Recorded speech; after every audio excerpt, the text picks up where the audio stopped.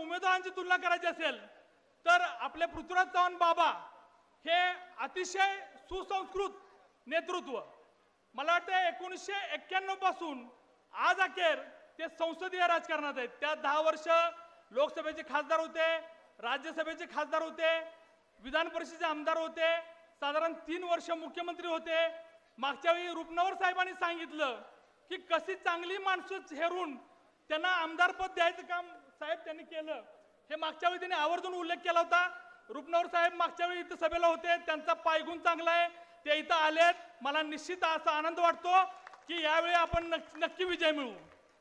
दुसरी गोष्ट 2014 ते 2024 म्हणजे जेव्हा बाबा 10 वर्ष आमदार आहेत तेव्हा बाबांनी पूर्ण आपल्या विकासाचा भागाचा पूर्ण विकास केलाय. वैभव थोरात सरपंच आहेत या ठिकाणी.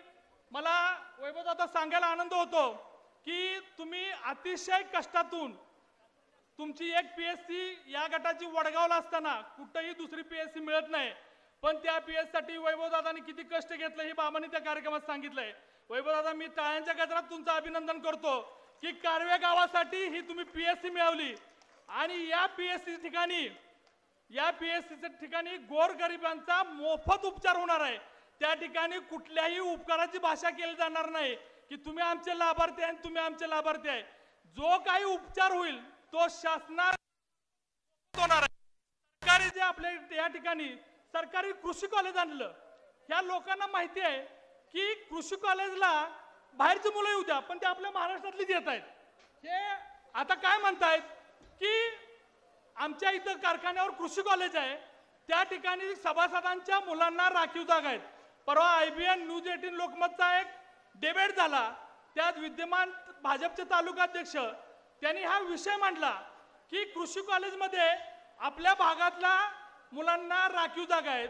मी त्या डिबेटमध्येच त्यांना उत्तर दिलं की जशा कृषी कॉलेजला राखीव जागा आहेत तशाच राखीव जागा तुम्ही MBBS मध्ये द्या, तशाच राखीव जागा तुम्ही BDS मध्ये द्या, तशाच राखीव जागा तुम्ही BPTH मध्ये द्या. जे महत्वाचं आहे ज्यातून तुम्हाला पैसा मिळतो अशा ठिकाणी. काटकर सर, मला एक सांगायला खेदाची गोष्ट वाटते, आमच्या वडगाव हवेलीचे एक ट्रस्टी होते, त्यांनी साधारण एक 8 ते 10 मुलांना डॉक्टर केलं असेल, पण आज दुर्दैवाची गोष्ट आहे की त्यांच्या नातवाला नीटला 572 मार्क मिळून सुद्धा त्यांच्या नातवाला दुर्दैवानं त्या ठिकाणी ऍडमिशन यांनी दिलेलं नाही. कारण काय तर यांचे 1.25 ते 1.5 कोटी रुपये बुडतील. एक विचार करा, साधारण MBBS ची यांच्याकडं 250 ऍडमिशनची कॅपॅसिटी आहे, ती 125 ची 250 सुद्धा पृथ्वीराज बाबांनीच केली आणि त्या 250 गुणिले 5 जर केलं तर 1250 मुलांची 25 लाख वर्षाला फी. कुणाला तर कॅल्क्युलेटर मोबाईल मध्ये असेल करा, 1250 गुणिले 25 लाख ही MBBS ची फी. तसेच MD ची 300 पोरं 300 गुणिले 30 लाख. हे मी तुम्हाला फक्त फी सांगतोय कारण मला आता माहिती आहे माझा मुलगा MBBS ला आहे, ऍडमिशन प्रोसेस कसे असते काय कसे असते हे सगळं माहिती आहे. असं एवढं यांच्याकडे पैसे मिळत असताना यांनी फक्त पैशाचा पूर आणून आता आपल्या लोकांना खरेदी करायचा प्रयत्न केलाय. पण ही कराड दक्षिणची स्वाभिमानी जनता तुम्हाला पैशाचा तुमचा उत्मात आहे, त्याचा माज जिरवल्याशिवाय राहणार नाही. मला या ठिकाणी आणखीन एक नमूदच करायचं वाटतं तर 2 मिनिटं घेतो. कोरोनाचा काळ मी स्वतः एक डॉक्टर आहे, मला माहिती आहे कोरोना आजार किती सिरियस होता, सगळं मान्य. त्या काळी कुणी काय बघितलं नाही, कोण आपला दुश्मन आहे कोण हे आहे. 9,000 तुमच्याकडनं कोरोनाचे रुग्ण उभे होऊन गेले, मान्य. 9,000 गुन्हे साधारण त्यावेळी पृथ्वीराज बाबा शासनात होते, सरकार महाविकास आघाडीचं होतं, उद्धव साहेब मुख्यमंत्री होते. पृथ्वीराज बाबांनी जर मनात आणलं असतं तर तुमच्या सगळं बिल पृथ्वीराज बाबा अडवू शकले असते. पण पृथ्वीराज बाबांनी तसं काही न करता तुम्हाला कोविड सेंटरला मान्यता दिली. दुसरी गोष्ट की जे अतुल बाबा कोरोनाचं सांगतायत, आपल्या सगळ्यांना माहिती आहे अतुल बाबा डॉक्टर आहेत. तुम्ही अतुल बाबांचा एखादा मास्क घातलेला किंवा PPE किट घालून एखादा पेशंट बसलेला फोटो कोणी बघितलाय का? नाही बघितलेला. मग बघितलाय? नाही बघितलं ना? मग मला म्हणायचं काय आहे, माझ्यासारख्या डॉक्टरना माझं भवानीनगरला एक हॉस्पिटल आहे तिथं मी 1000 पेशंट बरे केलेत कोरोनाचे, तुम्ही 9000 काय कौतुक सांगताय हो? आणि ते सैन्य पुढे करून बाकी डॉक्टर दानाला देऊन तुम्ही ते केलंय. तुम्ही स्वतः त्या लढाईत नव्हता अतुल बाबा, त्यामुळे त्याचं कौतुक तुम्ही करू नका. तुम्ही त्या जर लढाईत असता, तुम्ही तुमचं वैद्यकीय नॉलेज वापरून, मी तर म्हणतो की तुम्ही तिथे डॉक्टर होऊन एक सीट वाया घालवली, त्याच्यापेक्षा एखादं सभासदाचं पोरग डॉक्टर करा, ते पोरग नक्की सेवा देईल तुम्हाला. या ठिकाणी मी तुम्हाला सगळ्यांना एक जाहीर विनंती करतो की आपण येणाऱ्या 20 तारखेला पृथ्वीराज चव्हाण बाबा यांना हाताच्या चिन्हापुरचं बटन दाबून बहुमताने विजय करायचा आहे. तेव्हा 23 तारखेला आपल्याला मुंबईत एक डरकाळी नक्की ऐकू येईल. मी पृथ्वीराज प्रेमलताई आनंदराव चव्हाण महाराष्ट्राचा मुख्यमंत्री म्हणून शपथ घेतो. ही वाक्य जर ऐकत असेल तर पृथ्वीराज बाबा निवडून येणं गरजेचं आहे आणि जास्तीत जास्त मतं निवडून येणं गरजेचं आहे. एवढंच बोलतो, थांबतो. जय हिंद, जय महाराष्ट्र. मी दलित महासंघाचा सातारा जिल्ह्याचा अध्यक्ष या नात्यानं अनेक वर्ष सातारा जिल्ह्यामध्ये आणि पश्चिम महाराष्ट्रामध्ये फिरलेलो आहे. तर हा भारतीय जनता पक्ष हा 1980 साली जन्माला आलेला आहे आणि काँग्रेस ही स्वातंत्र्यपूर्व काळातली आहे. आणि 26 नोव्हेंबर 1949 रोजी डॉक्टर बाबासाहेब आंबेडकरांनी आपल्याला घटना दिली. या घटनेमध्ये समता, बंधुता, एकता ह्या सगळ्या गोष्टी आणून ह्या समाज एकसंघ राहिला पाहिजे, इथला जातीवाद नष्ट झाला पाहिजे.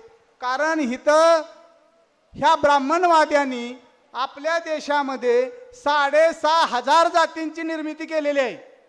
म्हणजे ह्यांच्या डोक्यात एकच आहे की कुठलाही माणूस कुणाच्याही संगतीत आला नाही पाहिजे आणि तो आला तर आपल्याला राज्य करता येणार नाही. म्हणून ह्या 3.5% वाल्यांनी यामध्ये जातीची विभागणी केलेली आहे. आणि ही विभागणी आपण सगळे एक आहोत. आपल्या सर्वांचं रक्त एक आहे. आपल्या सगळ्यांचं जर रक्त एक असेल तर हा भेदभाव ही लोक करायला लागलेले आहेत आणि पुन्हा एकदा या देशामध्ये मनूचं राज्य आणण्यासाठी ते प्रयत्नवादी आहेत. आणि हा प्रयत्न जर तुम्हाला हाणून पाडायचा असेल तर आपल्याला पृथ्वीराज बाबांना येत्या 20 तारखेला मोठ्या संख्येनं निवडून आणण्याची जबाबदारी आपली आहे. कारण आपल्यामध्ये माणसामध्ये माणूस न ठेवण्याचं पाप हे भाजप सरकार करत आहे. या लोकांनी आपल्या ह्या राज्याचं राजकारण पूर्णपणे विस्कळून टाकलेलं आहे. ह्यांनी फोडाफोडीचं अनेक राज्य केलेलं आहे. इथं अतिशय घाणेरड्या पद्धतीचं राजकारण करून आपल्या देशावर, आपल्या राज्यावर ते राज्य करायला पाहतायत. तर त्यांचा हा कटुडाव आपल्याला मोडून काढला पाहिजे. आपल्या समोर असणारे जे उमेदवार आहेत, आताच्या उमेदवार माझ्या अगोदरच्या वक्त्यांनी सांगितलं ते डॉक्टर आहेत. ते कशाचे डॉक्टर आहेत काय मला पण अजून माहित नाही, कारण ते कुणाच्याच हातात हात देत नाहीत. त्यांच्या बरोबर कायम सॅनिटायझर असते. त्यांना माणसांची अलर्जी आहे. ते माणसांच्यात मिसळू शकत नाहीत, माणसांच्या हातात हात देऊ शकत नाहीत. आणि अशा माणसाला जर आपण निवडून द्यायचा असेल तर तो आपला विकास करू शकतो का? आपले पृथ्वीराज बाबा हे फक्त कराड दक्षिण मध्ये ओळखले जात नाहीत, तर पृथ्वीराज बाबा हे महाराष्ट्रामध्येच नाही, देशामध्येच नाही, तर जगामध्ये ओळखणारी एक व्यक्ती आहे. आणि अशा व्यक्तीच्या पाठीमागे उभं राहणं आपण गरजेचं आहे. मला जास्त वेळ बोलता येणार नाही कारण अनेक वक्ते इथं बोलणार आहेत. मी अनेक मुद्द्यांवर बोलणार होतो, परंतु व्यासपीठाचा मान राखून आपल्या सर्वांना एवढीच विनंती करतो, मागासवर्गीय सगळ्या माझ्या कार्यकर्त्यांना मी या ठिकाणी मनपूर्वक विनंती करतो की आपण या जातीयवादी पक्षाच्या पाठीमागे न राहता पुरोगामी विचाराचे असणाऱ्या ह्या पक्षाच्या पाठीमागं आणि पृथ्वीराज बाबांच्या मागं येत्या 20 तारखेला आपण खंबीरपणाने उभा राहूया. कुठल्याही आमिषाला, दबावाला कुणीही बळी न पडता आपण येत्या 20 तारखेला आपल्या बॅलेट पेपरवर मशीनवर असणाऱ्या 3 नंबरच्या पृथ्वीराज दाजी साहेब चव्हाण यांच्या हाताच्या चिन्हासमोरील बटन दाबून त्यांना भरघोस मताने निवडून द्या, एवढीच विनंती करतो आणि थांबतो. जय भीम, जय भारत. कराड दक्षिण विधानसभा मतदारसंघाच्या होऊ घातलेल्या निवडणुकीसाठी महाराष्ट्राचे माजी मुख्यमंत्री लाडके आपले सर्वांचे बाबा कराड दक्षिण विधानसभा मतदारसंघामध्ये आपलं नेतृत्व निश्चित करणार, यात काय वाद नाही. पण येणाऱ्या काळामध्ये एवढंच मला सांगायचं आहे, शेतकऱ्यांचे प्रश्न प्रचंड आहेत. सरकारनं नुसतं महायुती सरकारनं शेतकऱ्यांना योजनांचं गाजर दाखवलं. 10 वर्षामध्ये यांनी महागाई एवढी प्रचंड केलेली आहे. सरकारने एक हमी दिली होती की शेतकऱ्यांचं उत्पन्न आम्ही दुप्पट करू, स्वामीनाथन आयोग लागू करू. शेतकऱ्यांचं उत्पन्न दुप्पट तर केलंच नाही, उत्पादन खर्च दुप्पट करून ठेवलेला आहे. या सरकारनं ऊस उत्पादक शेतकऱ्यांचा एक प्रश्न मी या ठिकाणी सांगतो आणि उपस्थित करतो की एवढं FRPचा रिकव्हरीचा बेस 8.5% असताना 10.25% नेला. म्हणजे एका हातानं आपल्याला FRP वाढवलेली दरवर्षी 100 रुपये दाखवायची आणि दुसऱ्या हातानं आपला किस्सा कापायचा. पेट्रोल डिझेलची महागाई असेल, 2013 साली ज्यावेळेस मनमोहन सिंग साहेब पंतप्रधान असताना $130 वर क्रूड ऑइल होतं, त्यावेळेस सुद्धा 75 रुपयाच्या वर पेट्रोल डिझेल गेलं होतं. आणि तेव्हापासून $130 पर्यंत कधीही दर गेलेला नाही. $70-80 मध्ये जर खेळत असताना मग आपल्या देशातलं पैसे जातात कुठं ह्याचं चिंतन करण्याची सर्व शेतकऱ्यांनी नागरिकांनी वेळ आलेली आहे. यांना फक्त फोडाफोडीचं राजकारण करायचं आहे, योजनांचं गाजर नुसतं दाखवायचं आणि जनतेची दिशाभूल करायची. महागाई एवढी प्रचंड वाढलेली आहे की आज पश्चिम महाराष्ट्रातल्या शेतकऱ्यांची सुद्धा आत्महत्या करण्याची वेळ आलेली आहे. मला एवढंच सांगायचं आहे की आज पुणे जिल्ह्यातील साखर कारखानदारांनी 3600-3700 रुपये दिला आणि आपल्या सातारा जिल्ह्यातील कराड तालुक्यातील बरेचसे कारखाने 50-60 वर्ष होऊन गेले. यांचे बाय प्रोडक्ट इतके आहेत की न सांगण्यासारखे आहेत. एवढं असताना नुसतं पुरस्कार घेण्यात हे आघाडीवर आहेत आणि शेतकऱ्यांना दर देण्यात मात्र पिछाडीवर आहेत. मला एवढंच या ठिकाणी सांगायचं आहे, शेतकऱ्यांचा घामाचा पैसा यांनी दिवाळीमध्ये आम्ही कराड तहसील कार्यालयाला आंदोलन केलं होतं, खरडा भाकरी खाल्ली, पण या खरडा भाकरी यांना काही गांभीर्य नाही. म्हणून येणाऱ्या विधानसभेमध्ये एवढंच मी या ठिकाणी सांगतो की शेतकऱ्यांनी यांना घरचा रस्ता दाखवायचा आहे आणि आदरणीय महाराष्ट्राचे पृथ्वीराज बाबा मुख्यमंत्री यांच्या समोरचं 3 नंबरचं बटन दाबून काँग्रेसच्या हाताला पुन्हा बळकटी जोरात देऊन बाबांची हॅट्रिक करायची, एवढं सांगतो आणि थांबतो. मला त्यांनी माझ्यावर बराच काय काय काल प्रयोग केलाय. ह्याच्या आधी परवा कारव्यात पण केला.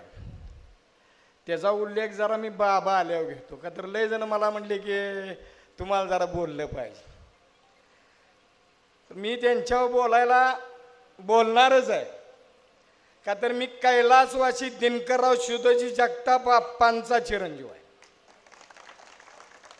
आणि मी लाचार नाही. कोण लाचार असेल काय असेल ती त्यांच्यापाशी.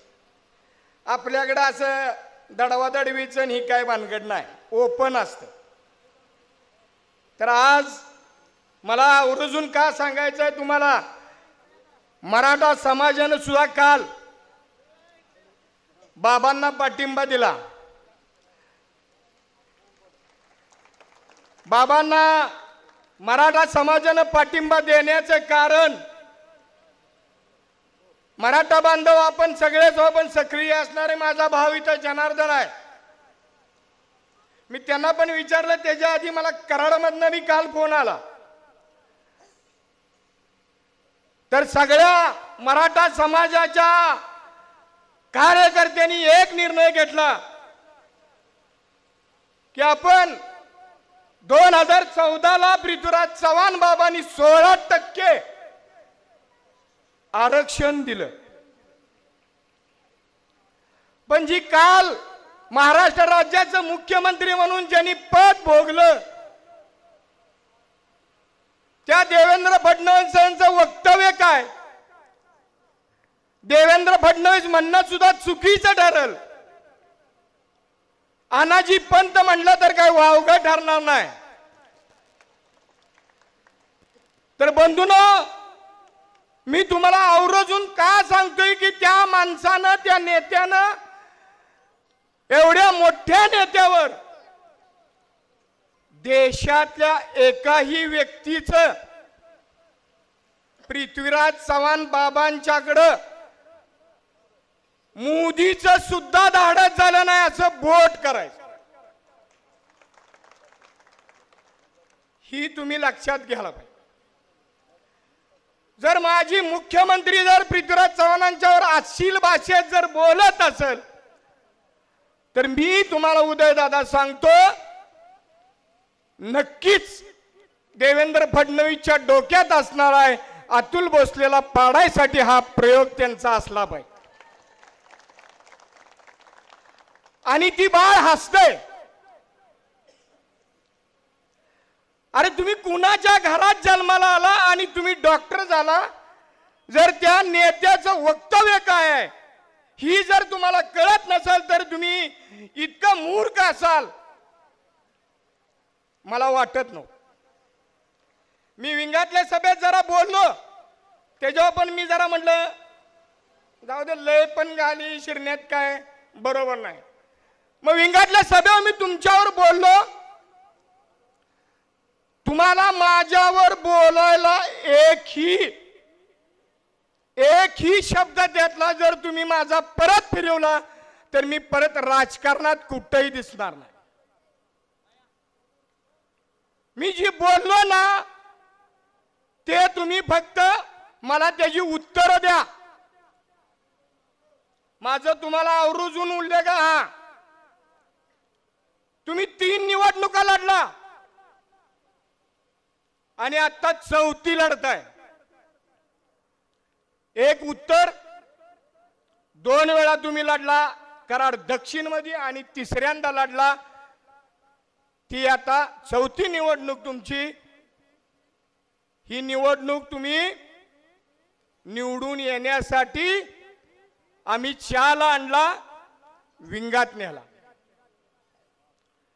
देवेंद्र फडणवीसना आणलं, त्यांनी काल तो प्रयोग केला आणि तुम्ही त्यांना काय म्हणता? देवेंद्र दादा, बाबांच्या बंगल्यापसली झोपडपट्टी बाबांनी केली नाही आणि बाबांनी भिताडाची उंची वाढवली.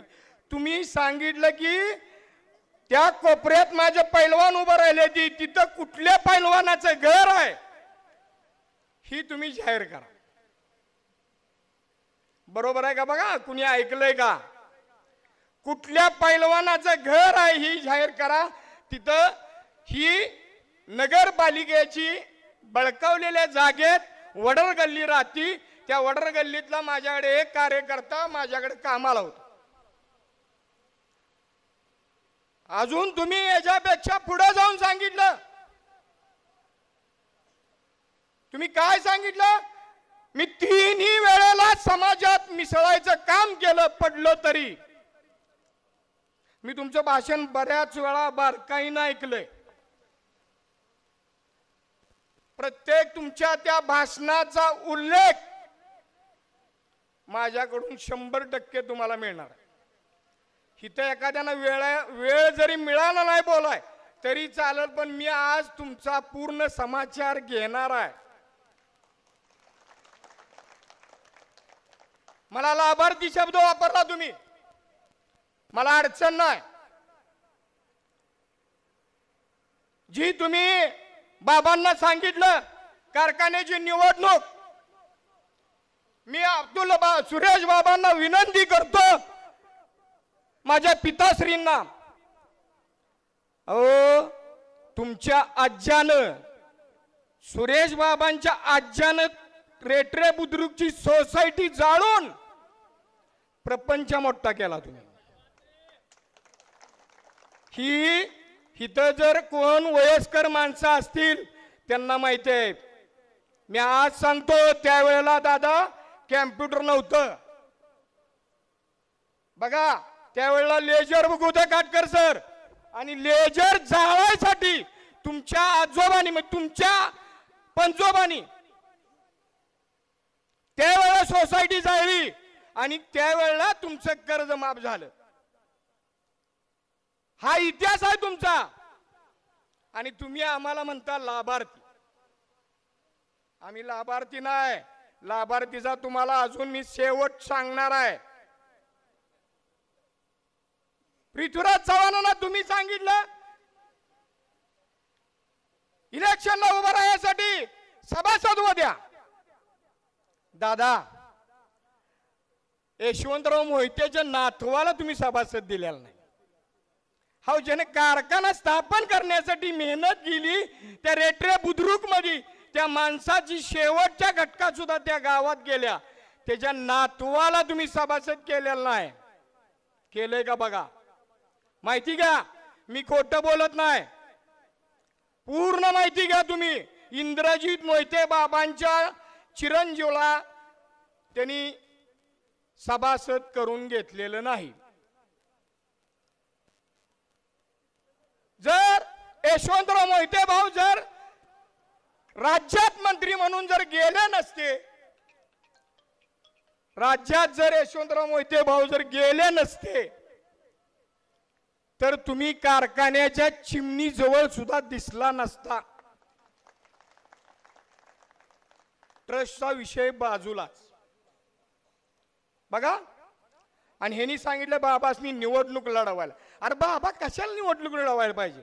बाबांनी महाराष्ट्राचं राज्याचं मुख्यमंत्री पद भोगलं, केंद्रात केंद्रीय राज्यमंत्री म्हणून पंतप्रधानांच्या बरोबर काम केलं. त्या माणसाचं काम आहे कृष्णा कारखान्याची चिमणी बघायचं? फक्त त्या माणसाचं काम एक आहे की कारखान्याच्या प्रत्येक गोष्टीत चौकशी करणं, किंवा त्या नेत्यानं आपल्या कारखाना भागातला आहे, कृष्णा काठचा आहे, कसा चाललाय, त्या कारखान्याची आर्थिक परिस्थिती काय, ही मतमोजणी करणं किंवा चौकशी करणं ही पृथ्वीराज चव्हाणांचं काम आहे. पुढल्या पंचवार्षिकला तुला आणलाय खाऊन या. कृष्णा कारखान्याचं पॅनेलच आहे, तू त्या नादाला लागू नको. तुला खाऊन्या आहे पुढल्या पंचवार्षिकला. उदयसिंह पाटील दादा आणि नाव आहे उंडाळकर. इलाज का कदा मग सांगितलं का अजित आप्पानं, ही दादाला बी जमलं नाही आणि बाबाला बी जमलं नाही. काकाचं कसं होतं, शेजा बी गाड्यातलं काढून घ्यायचं आणि त्याच्या बी अशी खिळीवली होती तुम्हाला, ही पण ध्यानात ठेवा. आणि तीच वेळ आता हा नेता करणार आहे. एवढीच इलेक्शन, हीच निवडणूक आम्हाला खेळायची आहे. पुढल्या निवडणुकीला आम्हाला कुठली अडचण नाही. तुला वाटत असेल मी माझ्या गावात सुद्धा दादा बघतोय, याच परवाच्या त्या गावातल्या सभेत त्यांनी माझ्यावर एक शब्द काढला नाही. त्यांना माझ्यावर बोलाय कुठलीही संधी नसल्यामुळे त्यांनी लाभार्थीचा विषय काल काढला आणि परवा कारव्यात पण काढ. मला अडचण त्या गोष्टीची नव्हती. मला बऱ्याच जणांनी सांगितलं पैसे दिले का नाही. अहो दादा, तुम्हाला जर वस्तुस्थितीच बघायची असेल, बाबा यायला पाहिजे. मी ह्याचा लाभार्थी काय आहे? अरे मी पैशाच्या मागे लागलेला नाही. मी स्वतः कष्ट करून जगलेला माणूस आहे. पैशासाठी राजकारणात 2014 साली मी घर सोडलंय. मी लाचारी कुणाचीही पत्करली नाही. त्यांनी सांगितलं की पृथ्वीराज चव्हाण बाबांना सभासद करून घ्या. बाबा तुम्ही काय सभासद व्हायचं नादाला लागू नका. का तर कारखाना जसं शिखर बँकेचा घोटाळा काढण्यात तुमची 4 वर्ष गेली, त्याचा कृष्णा कारखान्याचा जर उल्लेख करायचा म्हटलं तर रे सहकारी साखर कारखाना सुद्धा ह्या 7-8 वर्षात किंवा 10 वर्ष झाली असतील किंवा 12 वर्ष झाली असतील, तो कारखाना सुद्धा चांगल्या आणि सुस्थितीत कर्जमुक्त कृष्णा कारखान्यापेक्षा 50-100 रुपये दर जास्त द्यायला लागला. आज कृष्णा कारखान्याची परिस्थितीचा जर विचार केला, आपली रिकव्हरी 12.11 गुणिले 297 रुपये, आपला दर जातो 3597 रुपये. 3597 आपल्याला दिलं त्यांनी 31,497 रुपये आपलं त्यांच्याकडून येणं आहे आणि ती येणं आपल्याला मिळत नाही. त्याचं कारण मगाच्या अजिताप्पाने सांगितलं की ह्या गावात 400 किलो आलं. अजिताप्पा माझ्या गावात आज 500 किलो आहे. ही पैसे कुणाचं? सभासदांच्या पैशावर चाललेला हा खेळ आहे सगळा. 500 किलो मटन 500 किलो मटण द्यायचं, पण 497 रुपये टना पाठीमागं खायचं. आणि यामुळं आपल्याला विचार करण्याची वेळ आहे. बंधूंनो, आपापल्यातले मतभेद काय असतील, माझी कारवा आणि वडगाव, कोडोली, दुशार या गावांना विनंती करतो मी. का विनंती करतो तर खाऱ्या माशाच्या टाकलेल्या तुकड्यासाठी आपण आपल्या आईवडिलांना विसरून जाणं योग्य नाही. फक्त ही पैशाचा वापर करून पैसा आणि पैशाच्या ह्याच्यावर आपल्यातली काही मंडळी ह्यांच्या मागे फिरती. दुसरं ट्रस्ट. जर यशवंतराव मोहिते भाऊनी ट्रस्ट काढलं नसतं, म्हणजे ट्रस्ट यांनी काढलं वसंतदादा असताना, त्यावेळेला कृष्णा चॅरिटेबल ट्रस्टी माझे पण एक गाववाले होते त्यावेळेला. गावातल्या मंडळींना माहित आहे, मी नाव घेत नाही. त्यांचं ट्रस्टीला जे ती ट्रस्टी होते त्यांचं नाव त्या पाठीवरलं मागच गेलं. आणि त्यांच्या घरातला आज एका नातवाला मेडिकलला ऍडमिशन पाहिजे होतं, तर त्यांना उत्तर काय दिलं, बाबा 25 लाख रुपये आधी रोख भरा तर तुम्हाला ऍडमिशन मिळेल.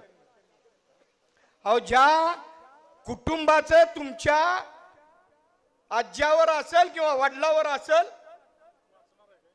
इतकं प्रेम होतं, त्या कुटुंबानं 25 लाख दिल्याशिवाय तुम्ही त्यांचं ऍडमिशन केलंच नाही. त्यांची 25 लाख द्यायची तयारी नव्हती. त्यांनी विनंती केली तुम्हाला, ह्या वर्षी 10 लाख भरतो, पुढल्या वर्षी 10 लाख भरतो, त्याच्या पुढल्या वर्षी 5 लाख भरतो. आणि तुम्ही सांगता काय,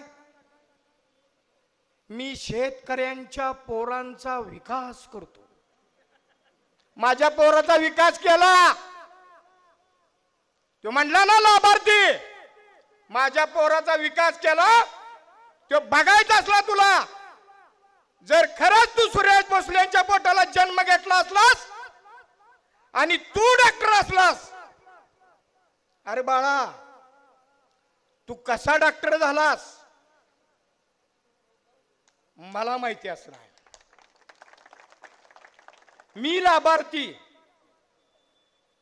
मी इकत जाणार आणि तुझ्या 10-15 हजारासाठी माझ्या पोराचा पाय काढायला, पाय काढण्याच्या वेळेला गेलास, ट्रीटमेंट काय दिली, कधी दवाखान्यात फिरलायस का, माहित आहे का तुला? अरे मी राजकारणात तुमच्या विरोधात असल्यामुळे तुम्ही माझ्या पोराचा पाय काढण्यापासून प्रयत्न केला, 24 तास तुम्ही त्याला ट्रीटमेंट नाही दिली. आणि लाभार्थी म्हणतो बरं, शब्द लाभार्थ्याचा शब्द तुला अजून माहित नाही बाळा. तू सोन्याचा चमचा घेऊन जन्माला आलास. लाभार्थी हा शब्द वापरला तू. लाभार्थी कुणाला म्हणतात? तीच माझा पोराला मी संचितला ऍडमिट केला आणि 3 लाख रुपये 2 बोट काढायसाठी 3 लाख रुपये खर्च केले. ती मला माहिती आहे कुणी प्रयोग केला तो. तू माझ्या नादाला लागू नको, नागडा करूनच सोडणार, नागडा करूनच सोडणार. आणि तुझ्या आयुष्यात तू कधीही आमदार नाही होणार. पुढली 25 सुद्धा कृष्णा कारखान्याची निवडणूक खेळून दाव. मला गरज नाही राजकारणाची, खुर्चीची. मी गेल्या वेळेला सुद्धा मी अविनाश दादांचं काम केलंय. जो सत्यानं झटतो, सत्यासाठी राहतो, त्याच मी काम करतो. त्यातलं एक उदाहरण पृथ्वीराज चव्हाण.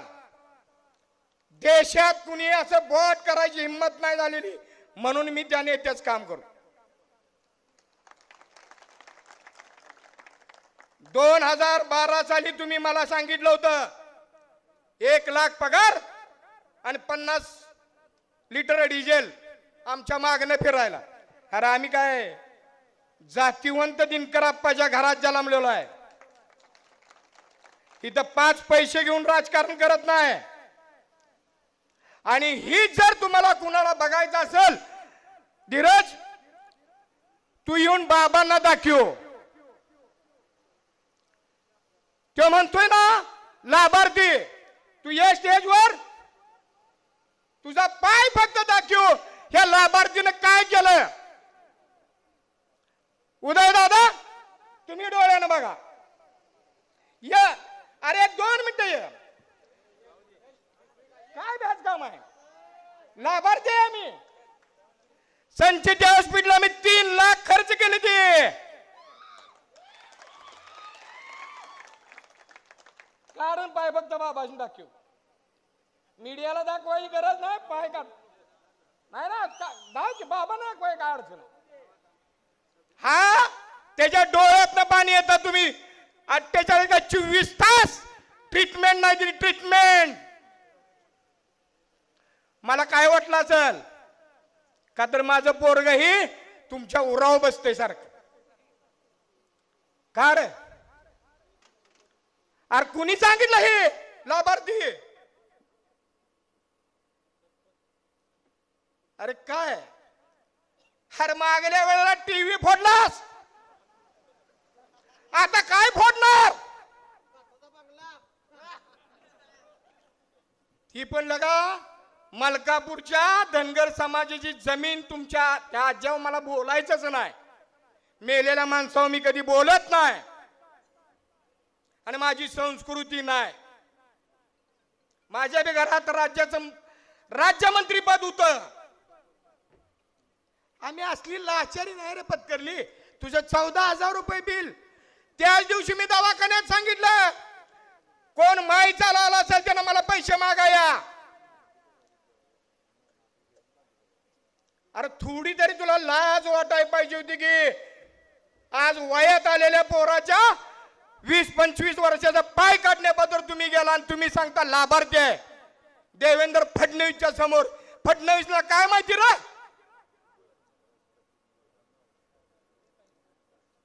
मी सहन केले. आज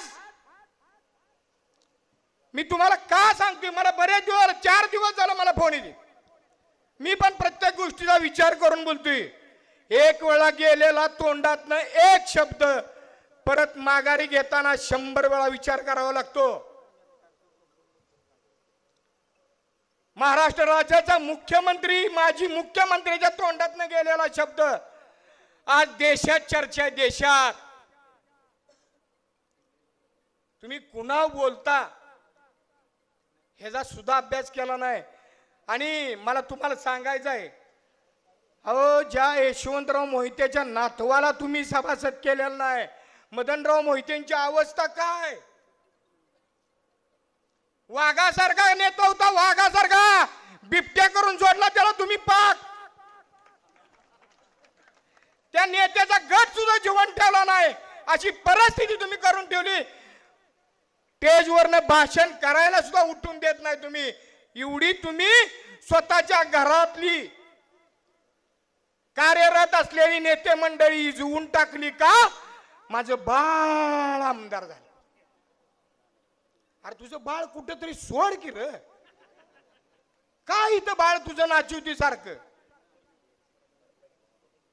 मतदारसंघ सोडा मतदारसंघ सोडा आणि बाबांनी इकडे जावा आणि बाबांनी तिकडे जावा. मला वेळ कमी पडतोय. उद्या परवा मिळाला वेळ तर बोलीन, 100% बोलीन. फक्त आवर्जून तुम्हाला मी सांगतो आणि माझी विनंती आहे तुम्हाला, पुन्हा ह्या आयुष्यात कधी उभा राहिलं ना पाहिजे.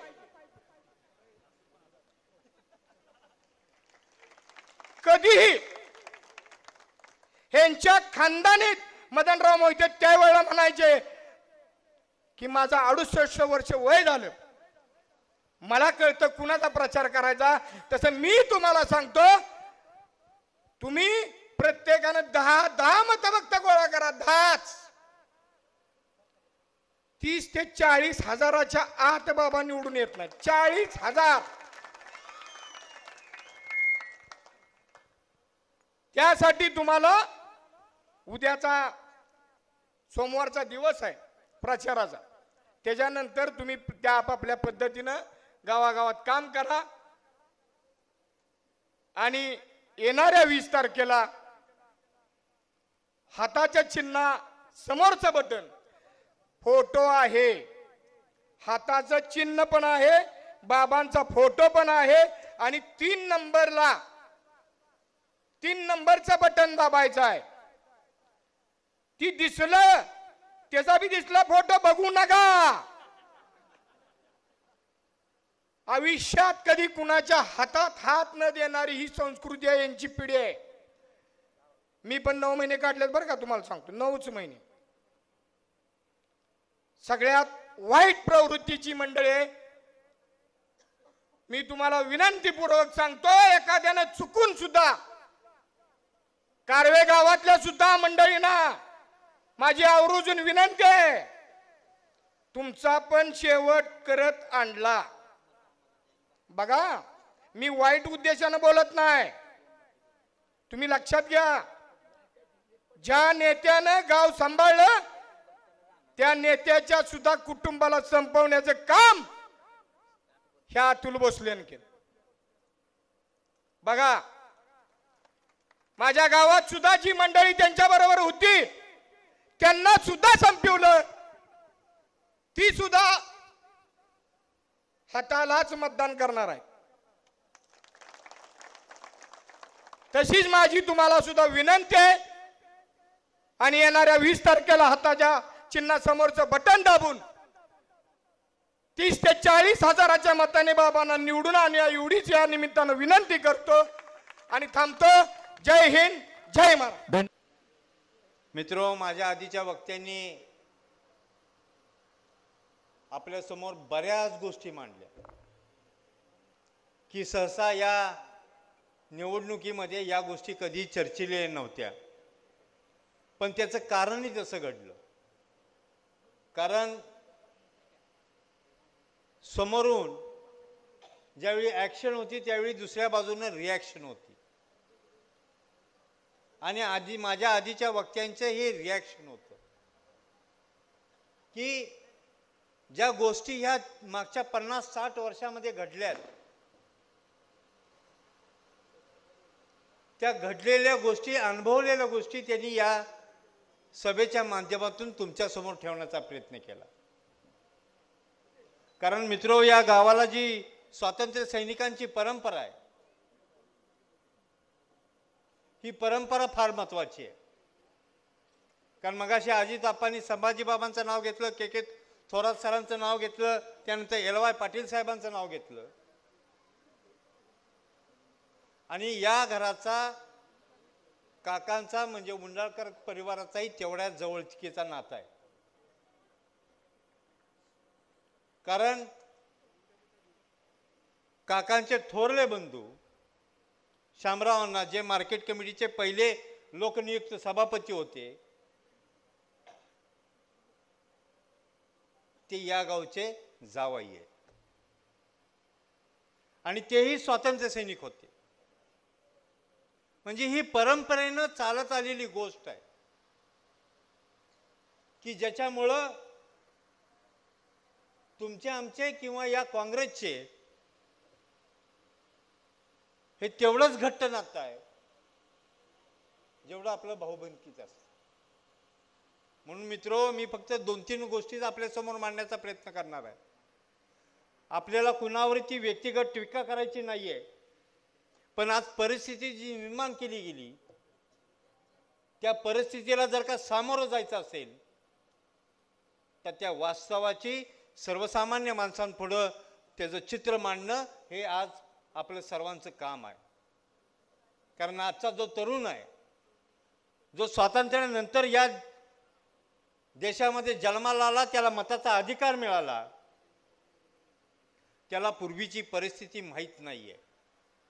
स्वातंत्र्य मिळाल्यानंतर या देशाची अवस्था काय होती, देश कसा निर्माण झाला, देशाची ताकद, सामूहिक ताकद कशी निर्माण झाली, या गोष्टी त्याला माहित नाहीत. त्याला फक्त आता भौतिक गोष्टी शिकवल्या जातात किंवा भौतिक गोष्टीला भुलवून त्याला या ठिकाणी वेगळ्या मार्गाने नेण्याचा प्रयत्न केला जातोय. मित्रो, ज्यावेळी या देशाला स्वातंत्र्य मिळालं त्यावेळी देशाची लोकसंख्या फक्त 40 कोटी होती आणि आपल्या देशाला अन्नधान्यावरती दुसऱ्यावरती अवलंबून राहावं लागत होतं. मग स्वातंत्र्य मिळाल्यानंतर या देशामध्ये काँग्रेसच्या विचारसरणीनं जी काही तत्कालीन सरकार निर्माण झाली, त्या सरकारांनी या देशाला अन्नधान्यामध्ये स्वयंपूर्ण करण्यासाठी एक संकल्प केला आणि तो आज तडीस गेलेला आहे. म्हणून 140 कोटी जनता होऊन सुद्धा हा देश अन्नधान्य इम्पोर्ट करत नाही. आजही आपल्या देशातून निर्यात होते. ही काँग्रेसनं हरित क्रांती केली म्हणून आपल्याला शक्य झालं.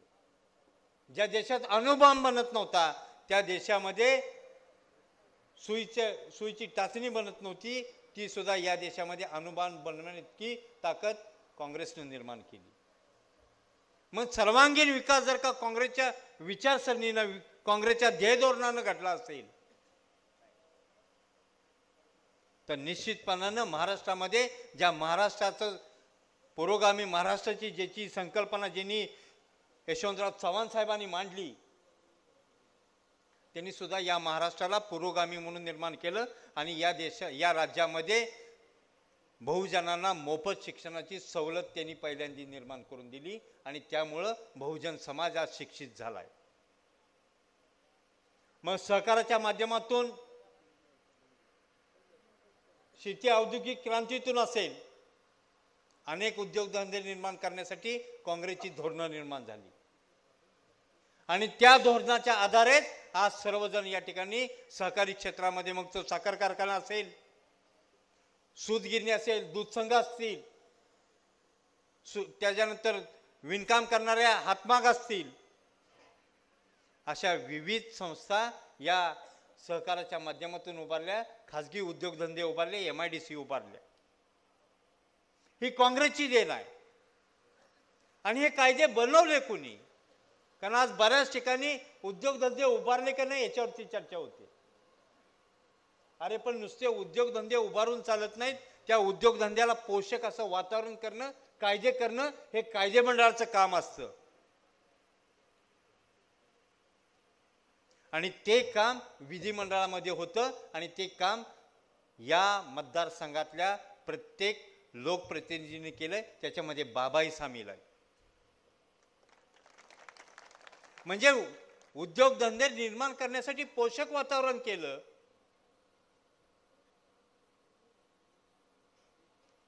ह्याचा उल्लेख कुठेच करायचा नाही. आज आम्ही मोठ्या अभिमानानं सांगतो की रयत कारखाना कर्जमुक्त झाला. हो, आम्हाला मान्य होता तो अडचणीत होता, पण आम्ही तो कर्जमुक्त करून दाखवला. ते सुद्धा आम्ही त्या काळातली जी धोरणं होती त्या धोरणाच्या आधारानं आम्ही या ठिकाणी शेतकऱ्यांना मदत केली आणि त्यातून तो कारखाना कर्जमुक्त होऊ शकला. ही दोन्ही बाजूने कामं झाली. नुसत्या कारखान्यानं हे कामकाज केलं म्हणून झालेलं नाही. कामकाजाच्या विश्वस्त मंडळानं काम केलं, संचालक मंडळानं काम केलं, त्याबरोबर शेतकऱ्यांनी आणि कामगारांनी काम केलं म्हणून तो कारखाना कर्जमुक्त होऊ शकला. आणि 3150 एक रकमी शेतकऱ्याच्या उसाला बी भाव दिला आणि त्याचबरोबर जो उत्पादक आहे त्या उत्पादकाला प्रत्येक टनाला 1 किलो साखर ही सवलतीच्या दरामध्ये दिली आम्ही. जी आमची साखर टेंडरमध्ये विकली जाते तीच साखर शेतकऱ्याच्या घरामध्ये आज आहे. ही अचिव्हमेंट काँग्रेसच्या विचारसरणीची आहे. हीच अचिव्हमेंट काकांनी जी 35 वर्ष या मतदारसंघाची जी राखण केली, हा मतदारसंघ एक रोल मॉडेल म्हणून या राज्यामध्ये उभा केला, ही त्यांची देण आहे. काकांनी प्रस्थापित सरंजामशाही लोकांना कधीही या ठिकाणी समाजकारणामध्ये राजकारणामध्ये येऊन दिलं नाही. त्याचं खरं कारण हे आहे, कारण काकांना सामान्य माणसाला सत्तेच्या केंद्रस्थानात न्यायचं होतं. कारण चव्हाण साहेबांची जी एक विचारसरणी होती, त्यांचे जे विचार होते, हे राज्य जर का घडवायचं असेल आणि राज्याच्या माध्यमातून देशाला जर का ताकद द्यायची असेल तर सर्वसामान्य माणूस हा सत्तेच्या केंद्रस्थानात गेला पाहिजे, ही त्यांची मागणी होती. आणि त्या पद्धतीनं काकांनी या ठिकाणी काम केलं. मित्रो, बोलण्यासारखे अनेक विषय आहेत, पण जाता जाता एकच सांगेन की उद्यापासून तुमच्या गावामध्ये आमिषांना पूर येणार आहे. म्हणजे 14ला यादी बनली, 19ला यादी बनली, कालच्या कारखान्याला पण यादी बनली आणि आजच्या 24ला पण यादी बनणार आहे किंवा बनली पण असेल. माझी कृपा करून तुम्हा सगळ्यांना विनंती आहे, त्यातलं काहीही घडणार नाहीये. त्याचं कारण असं आहे, ज्यांना फक्त समाजाला झुलवायची सवय लागली, समाजाला स्वतःच्या स्वार्थासाठी गुलाम करायचं, मानसिक आर्थिक सर्व बाजूनी, जसं मगाशी बंडानानाने सांगितलं, त्यांनी भाषण केलेलं नाही, त्यांनी त्यांचं वास्तव या ठिकाणी मांडलंय. समाजासमोर उघड करून दाखवलं की मी काय झालं माझ्याकडनं आणि आजची अवस्था काय आहे. तुम्ही एक लक्षात घ्या, त्यांचं भाषण तुम्ही ज्यांनी ऐकलंय त्यांच्या भाषणामधला एकच वाक्य फक्त लक्षात ठेवा, हे सगळे आमचे लाभार्थी आहेत. हे कोण बोलू शकतं? ज्यांची मानसिकता ही सरंजामशाही प्रवृत्तीची असते. मित्रो, वाक्य किंवा शब्द कटू आहेत, माफ करा, मला कोणावरती व्यक्तिगत टीका करायची नाही. अरे पण समाजाला तुम्ही गृहीत धरताय, ही सगळ्यात मोठी चूक आहे. लोकशाहीमध्ये मतदार राजा असतो, भांडवलदार नसतो. पण आज हे भांडवलदार तुम्हाला गुलाम म्हणून खरेदी करू पाहतायत. मग नोकरीच्या आमिषानं असेल किंवा मताला पैसे देण्याच्या आमिषानं असेल, त्यांचे गावोगावी एजंट आहेत की त्यांना विचारल्याशिवाय तिथं पाणी हलत नाही. आणि ही व्यवस्था काकांनी 80 सालापूर्वी मोडीत काढण्याचा प्रयत्न करत करत आजपर्यंत इथपर्यंत आणली. दुर्दैवानं काका हाच आयातीत नाहीयेत, पण त्यांनी जो विचार जपला, या मतदारसंघाचं जे संरक्षण केलं, हा मतदारसंघ विकासाच्या सूत्रामध्ये बांधला, ते सूत्र आणि या मतदारसंघाची जडणघडण बिघडवण्याचे ही सरंजामशाही प्रवृत्तीची माणसं काम करतायत. त्यामुळं कोणत्याही आमिषाला, ना मताच्या पैशाला, ना नोकरीला, ना अन्य कोणत्याही आमिषाला बळी पडू नका मित्रो. एक दार बंद झालं म्हणून सगळी व्यवस्था बिघडत नाही. आपल्याकडे असंख्य दरवाजे आपण उघडू शकतो, पण ताकद पाहिजे, मानसिकता पाहिजे, संघर्ष करण्याची भूमिका पाहिजे. 50 वर्ष हा समाज चाललाय ना, फक्त व्यवस्थेपुढं आणि परिस्थितीपुढं कधी झुकू नका. कारण जी माणसं स्वतःला, स्वतःचा स्वाभिमान जर का कोणापाशी गहाण ठेवून तडजोड करत असतील तर माफ करा, त्याच्यामध्ये पुरुषार्थ उरलेला नाही.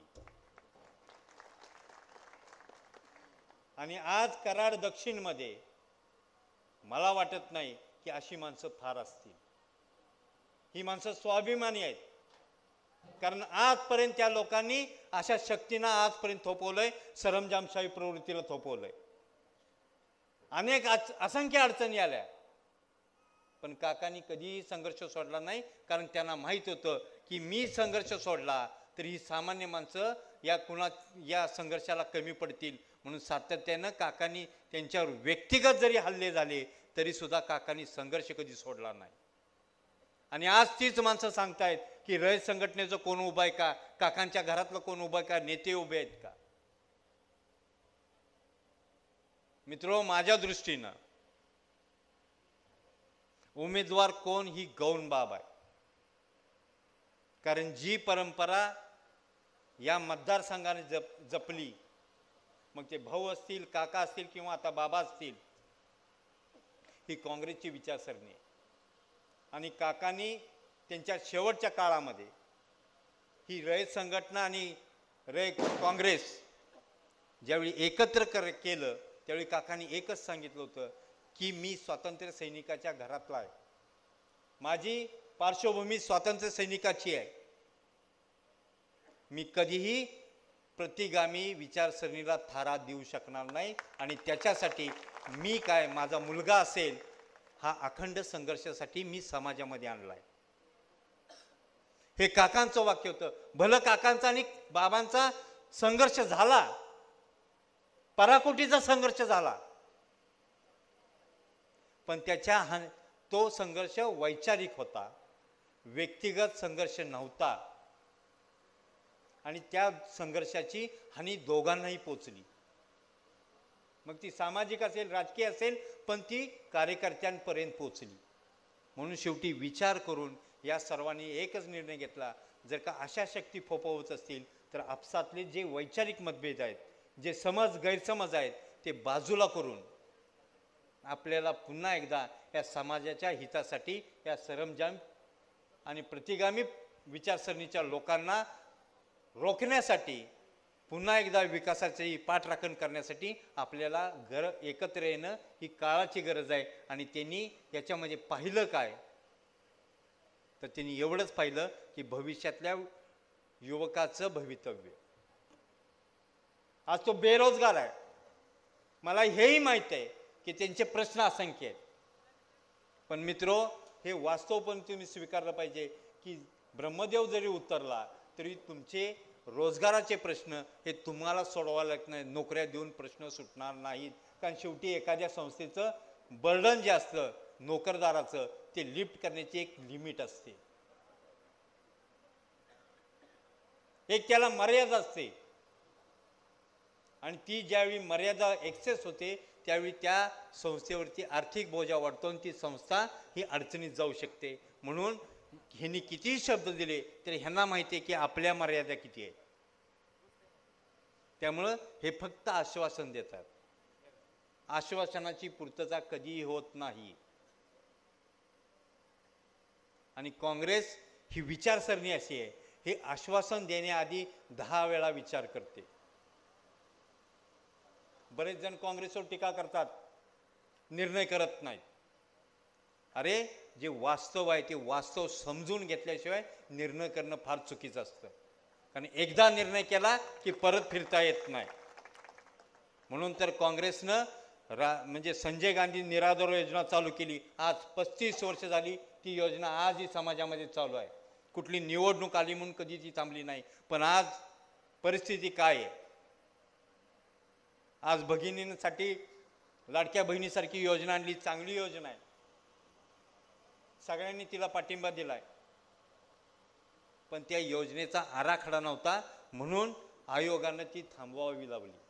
आणि आज प्रचार काय होतोय की आमचं सरकार नाही आलं तर योजना बंद होईल. अरे, काँग्रेसच्या जाहीरनाम्यामध्ये सरसकट सर्व महिलांना 3000 रुपये देणार आहेत.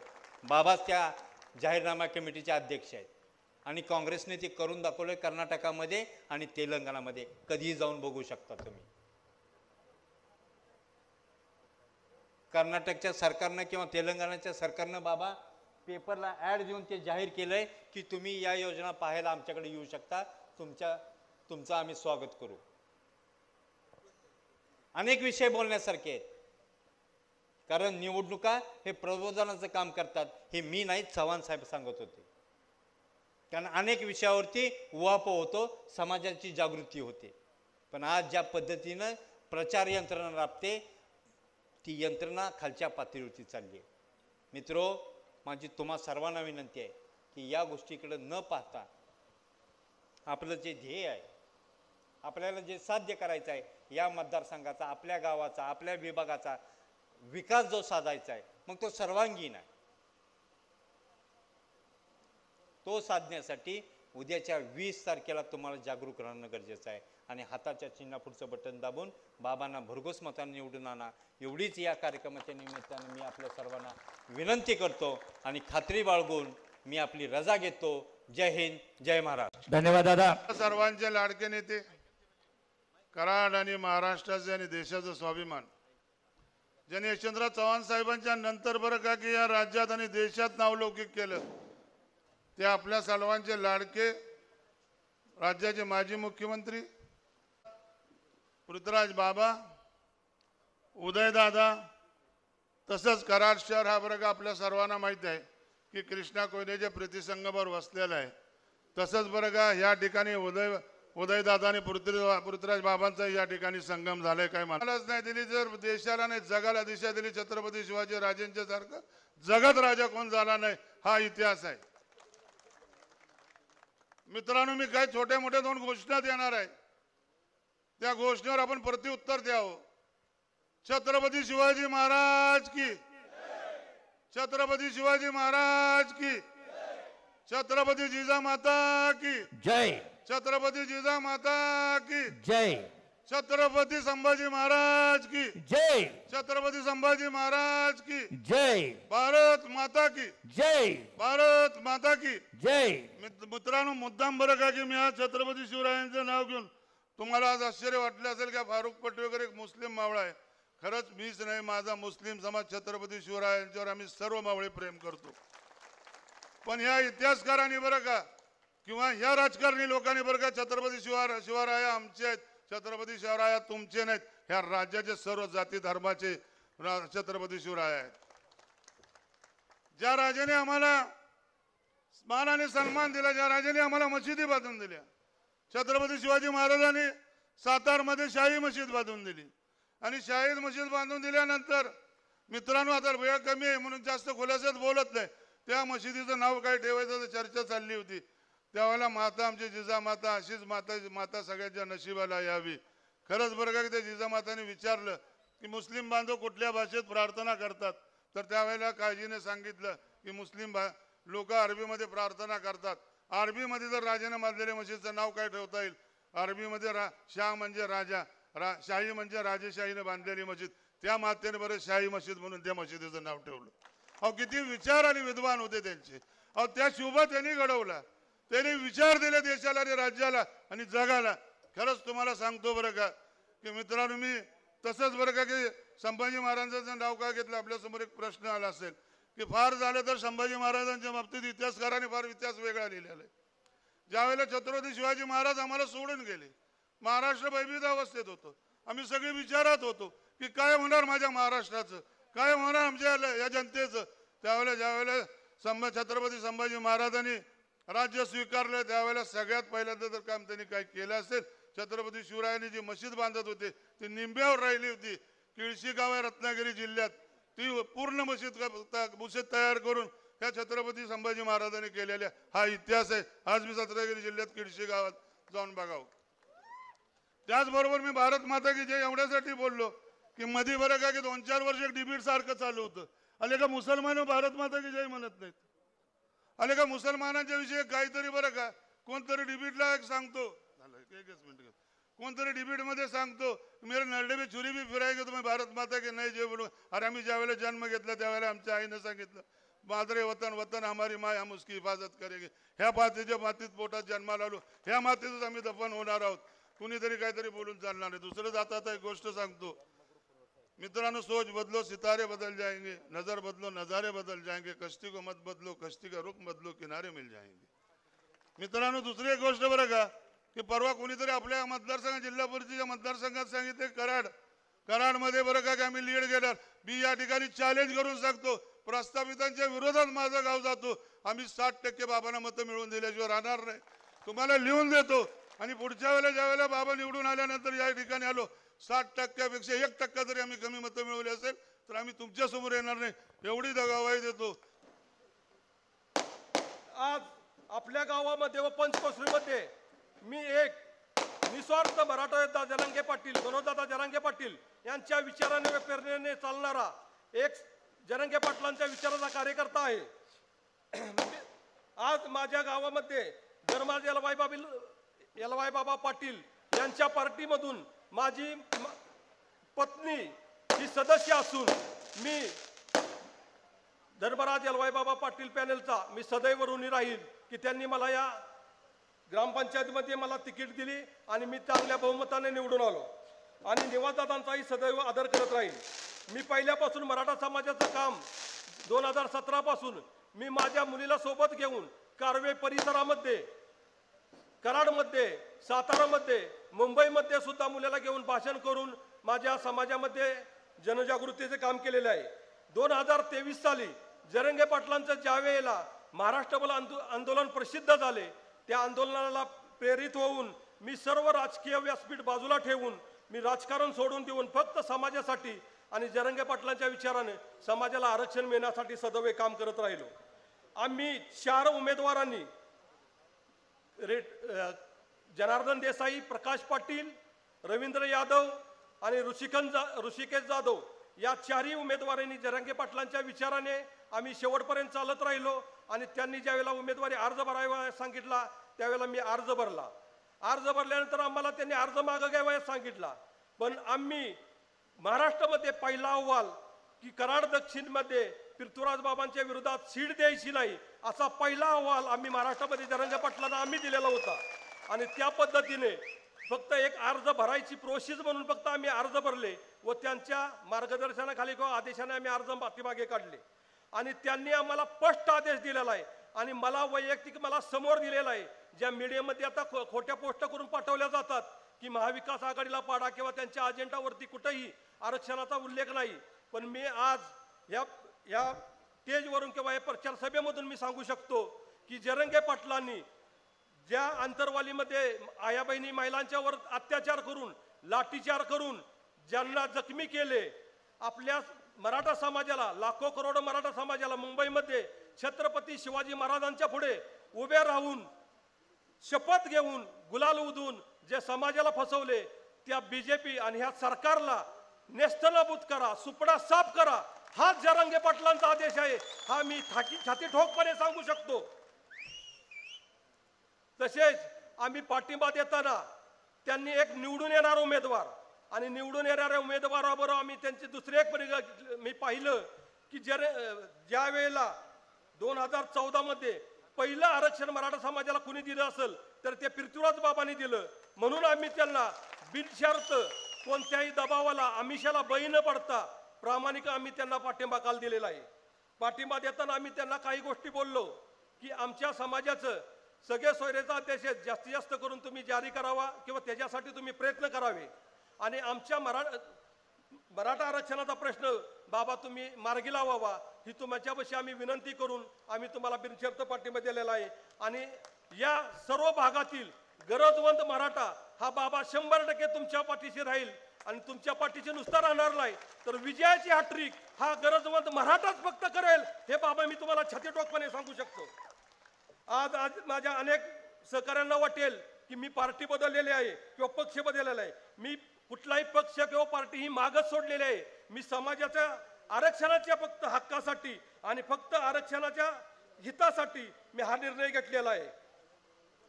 बाबा अनेक पक्ष हे अनेक उमेदवार पक्ष बदलत असतात, पण मी हा जो पक्ष किंवा मी हा निर्णय तुमच्या पाठिंबाचा घेतलेला आहे तो फक्त मराठा समाजाच्या आरक्षणासाठी घेतलेला आहे हे छातीठोकपणे सांगू शकतो. जर आपल्या भागामध्ये किंवा परिसरामध्ये भाजप निवडून आली तर मराठा समाज हरला हे चित्र निर्माण होईल आणि जर मराठा समाज हरून द्यायचा नसेल आणि मराठा समाज जिंकवायचा असेल किंवा मराठा समाजाचा आरक्षणाचा लढा, जरंगे पाटलांचा लढा असाच जर तेवत ठेवायचा असेल तर भाजपला सुपडा साफ आणि या सरकारचा सुपडा साफ केला पाहिजे, तरच आपल्या समाजाला आरक्षण मिळू शकतं हे मी ठामपणे सांगू शकतो. मी गावातील व परिसरातील तरुण मुला मुलींना विनंती करतो, शाळेमध्ये शिकणाऱ्या सर्व मुला मुलींना विनंती करतो की या बीजेपी सरकारच्या किंवा ह्या युती सरकारच्या हिंदुत्ववादी धोरणाला बळी पडू नका, हिंदू मुस्लिम वादविवाद करू नका, याच्यामध्ये तथ्य नाही. जर आपल्या समाजातील मुला मुलींना चांगले शिक्षण, उच्च शिक्षण घ्यायचे असेल, चांगली नोकरी हवी असेल तर आरक्षणाची गरज आहे आणि हे आरक्षण बीजेपी सरकार आपल्या समाजाला कदापि देऊ शकत नाही. हे आरक्षण फक्त आणि फक्त हे आघाडी सरकार आणि आघाडी सरकारातले पृथ्वीराज बाबा हेच देऊ शकतात, कारण त्यांनी हे मागं आरक्षण देऊन दाखवलेलं आहे. त्यामुळे आपल्या समाजाने आणि गरजवंत मराठ्यांनी 100% बाबांच्या पाठीशी ठाम राहावे आणि तरुण मुलामुलींनी आपल्या आई वडिलांना सुद्धा सांगावे की जर आपल्याला भविष्यामध्ये चांगले शिक्षण हवे असेल तर आपल्याला महाविकास आघाडीतल्या उमेदवारांना आणि पृथ्वीराज बाबांना निवडून द्यावे लागेल. बाबा, मी जातात आले लास्ट शेवटचं सांगतो की आम्ही तुम्हाला पाठिंबा दिल्यानंतर कराडमध्ये एवढा कल्लोळ माजला की समाजातील प्रत्येक व्यक्तीने म्हणजे बीजेपीच्या प्रत्येक पेड कार्यकर्त्याने आम्हाला धमकवण्याचा प्रयत्न केला. नुसता धमकवण्याचा नाही तर काही 40-50 लोक बाबा त्यांच्या घरी गेलेत. त्या उमेदवारांना येऊन दिलेलं नाही. तर आज ते येणार होते आपल्या तिथं समोर, त्यांना येऊन दिलेलं नाही. मला सुद्धा धमकवण्याचा प्रयत्न केला. पण मी बाबा तुमच्या समोर मी चॅलेंज देऊन त्यांना सांगतो की मी जरंगे पाटलांच्यासाठी मराठा समाजासाठी प्रामाणिक केलेला आहे. माझा मी जीव सुद्धा द्यायला तयार आहे. समाजाचे जीव त्याग करीन. पण माझ्या नादी लागणाऱ्या माझ्या केसाला धक्का लावण्याचा जरी प्रयत्न एखाद्याला केला त्या कराड्यातल्या पेड कार्यकर्त्यांना आणि इथल्या सुद्धा पेड कार्यकर्त्यांना सांगतो की त्याचं स्वतःचं आणि स्वतःच्या कुटुंबाचं अस्तित्व राहू शकणार नाही. ही चॅलेंज जनार्दन देसाई देत आहे. त्याच्याबरोबर मी लास्ट एक अंकिता बोलतो. मी जर खरोखर प्रामाणिक समाजाचं काम केलं असेल, समाजाची सेवा केली असेल आणि समाजाचं आरक्षणाचं काम केलं असेल तर गावातल्या व्यक्तीला आवाहन करतो की कारवे गावातून पृथ्वीराज बाबांना एक का मत होईना पण अतुल बाबांच्या पेक्षा जास्त मत गेलं पाहिजे. एवढंच मी आपल्या समोर विनंती करतो आणि थांबतो. जय हिंद. मी प्रदेश काँग्रेसकडून तुम्हाला थोडं माहिती ज्यादा सांगण्याकरता, वेगळी माहिती सांगण्याकरता आलोय. उद्याच्या 20 तारखेला 2024 विधानसभा निवडणुकीमध्ये काँग्रेस पक्षाचे उमेदवार पृथ्वीराज बाबा यांना हाताच्या पंजात समोरील बटन दाबून विजय करावा अशी विनंती करण्याकरता या सभेचं आयोजन आहे. बंधूंनो, मी तुम्हाला 2च मिनिटात फक्त गंभीर बाब काय सांगणार आहे. तुम्ही 2-3 दिवस त्याच्यावर विचार जर केला किंवा कुणीही केला तरी बाबाशिवाय ते मत कुणाला जाऊच शकत नाही अशी माहिती मी तुम्हाला सांगणार. अतिशय गंभीर परिस्थिती आहे. हे भाजपवाले आपल्याला म्हणतायत लोकसभेला मी फेक नेरेटिव्ह सेट केलं, फेक नेरेटिव्ह घटना बदलतील असं आम्ही म्हणालो आणि म्हणून काँग्रेसच्या बाजूनं मत गेलं. मी त्यांना सांगू इच्छितो आणि तुम्हालाही सांगतो, फेक नेरेटिव्ह नव्हतं, निम्म्यापेक्षा जास्त घटना बदलली आहे. टाळ्या वाजवण्यासारखी गोष्ट नाही, दुःखाची गोष्ट आहे. ह्यातलं महत्वाचं कारण निवडणूक आयोग कोण असावा हे घटना लिहिताना 35 दिवस चर्चा चालली होती. निवडणूक आयोग जर चांगला नसेल तर निवडणुका नीट पारदर्शक होणार नाहीत. आणि म्हणून पंतप्रधान, विरोधी पक्षनेते आणि सुप्रीम कोर्ट ह्या तिघाची समिती निवडणूक आयोग नेमेल. मोदी सरकारने 10 वर्षात विरोधी पक्षच नेमला नाही. सुप्रीम कोर्टाला काल कायद्याचं बिल आलं आणि त्यातून सुप्रीम कोर्टाला बाजूला केलं. आणि आता सध्या पंतप्रधान आणि 2 मंत्री ही तिघं निवडणूक आयोगाची नेमणूक करतात. म्हणून मोदीचे पीए होते गुजरातमध्ये, ते निवडणूक आयोग आहेत. कशी निवडणूक पारदर्शक होणार हा प्रश्न महत्वाचा आहे. घटना बदलली. इथं 5 वर्षांनी निवडणूक झाली पाहिजे, त्यात कुठेही कॉम्प्रोमाइज नाही. कुठेही जिल्हा परिषदेची निवडणूक, कुठेही पंचायत समितीची निवडणूक, कुठेही नगरपालिकेची निवडणूक, विधानसभा लोकसभा नेत्याच्या निवडणुका, जिल्हा परिषद पंचायत समित्या कार्यकर्त्याच्या निवडणुका, तुमच्या निवडणुका बंद झाल्या, घटना बदलली. हे अनंत कुमार कर्नाटकचे मंत्री म्हणतात आम्ही घटना बदलणार आहे. अयोध्येचे खासदार भारतीय जनता पक्षाचे म्हणतात आम्ही घटना बदलणार आहे. मोदी शहा त्याच्यावर बोलत नाहीत आणि आम्ही फेक नेरेटिव्ह केलं. कुठली घटना राहिली? या देशाला स्वातंत्र्य काँग्रेसनं दिलं, घटना काँग्रेसनं दिली, 70 वर्ष राज्य केलं. आजचा जो भारत आहे हा कुणी उभा केला? ह्याने उभा केला. विचार करण्याची वेळ आहे. 500 कंपन्या सरकारच्या मालकीच्या उभ्या केल्या, त्यातल्या निम्म्याहून कंपन्या मोदीने विकून टाकल्या. तुमच्या कंपन्या होत्या त्या. 5 पैसे मिळतात, 10 पैसे मिळतात, उद्या पैसे वाटतील. किती वाटतील? करोडो रुपयाची तुमच्या कंपन्या विकून टाकल्या मोदीनं. तुमची मालकी होती जनतेची. हे नीट लक्षात ठेवलं पाहिजे. आणि म्हणून बंधून हे निवडणूक महत्वाची आहे. अशी निवडणूक यापूर्वी कधीच नव्हती. पुढे सुद्धा ही अशी निवडणूक होणार नाही.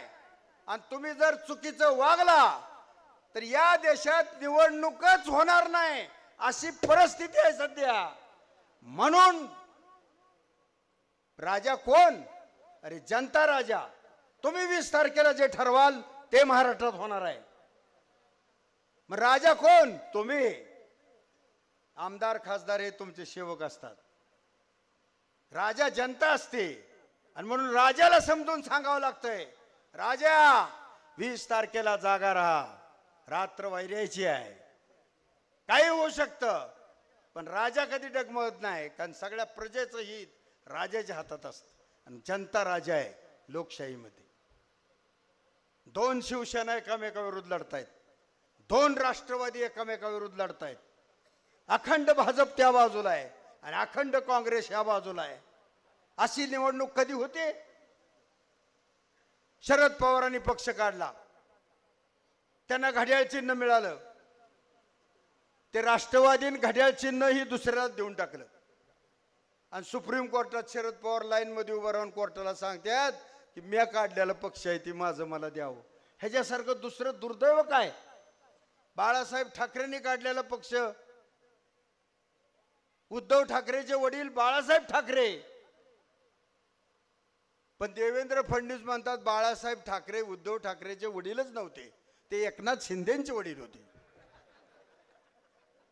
डोकं गरगरायला लावणार आहे का नाही विषय? अशा वेळी काय निर्णय घेणार तुम्ही?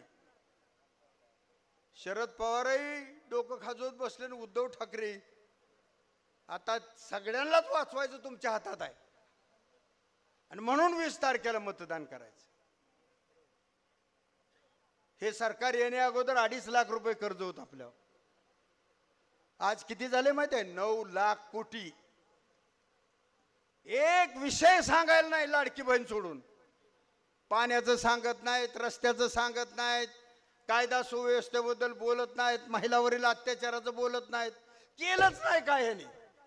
नुसते कर्ज काढून पैसे हडप केले. आता हे पैसे सगळे तुमच्या डोक्यावर आहेत. तुम्हाला जरी वाटत असलं ना, काल मंत्रालयात मी गेलतो, मला 3 सचिव म्हणले की या निवडणुकीत महाविकास आघाडी आलीच पाहिजे. सचिव,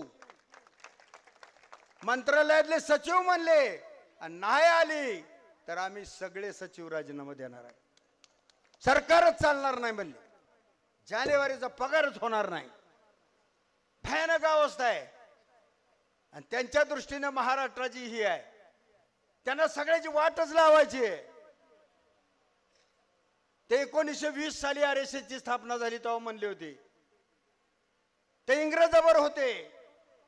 अजून 100 वर्ष स्वातंत्र्य मिळू नये म्हणत होते. दुर्दैवानं नवी पिढी जन्माला आली, त्यांना काही कळलं नाही, भूलभुलैया, आणि मोदीला आणलं. आणि आता संपूर्ण देश विकत चालला. त्यावेळेला आता सगळ्यालाच वाटायला लागलं की भारतात स्वातंत्र्य राहतंय की नाही. ही परिस्थिती आहे. हा आयडिओलॉजीचा विषय आहे. आपली आयडिओलॉजी काँग्रेसची सत्यमेव जयते आहे, त्यांची असत्यमेव जयते आहे. आपण अहिंसावादी आहे, ते हिंसावादी आहे. आपण स्वातंत्र्याच्या बाजूला होतो, ते स्वातंत्र्य मिळू नये म्हणत होते. ते इंग्रजांवर होते, आपण इंग्रजाच्या विरुद्ध होतो.